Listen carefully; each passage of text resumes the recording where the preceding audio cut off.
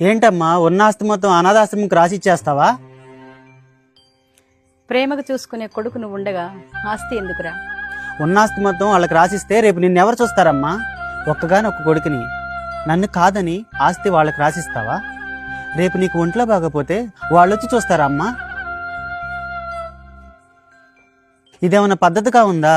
అలాంటప్పుడు నన్ను ఎందుకు అన్నావు?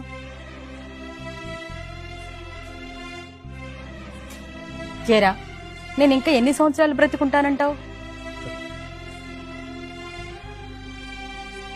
ఏంటి ఆలోచిస్తున్నావా?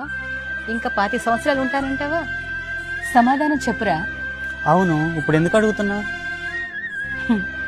అయితే నన్ను సాకటానికి ఆస్తితో ఏం పనిరా?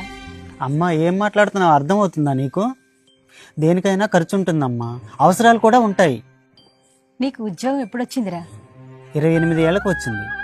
మరి ఆ 28 ఏళ్ళు నిన్నెవరు సాకారా? అప్పుడు నీకే ఆస్తి లేదు కదా. అప్పుడు నీకు ఏ ఆస్తి లేకుండానే నానా నేను నిన్ను సాకాం కదరా.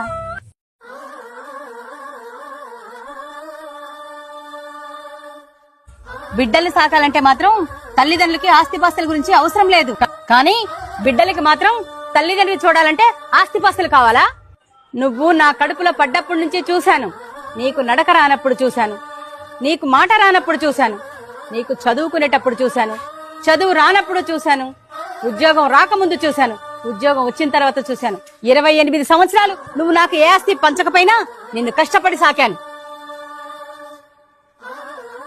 ఇప్పుడు కూడా 28 సంవత్సరాలు నన్ను కూడా నువ్వు సాకవలసిందే.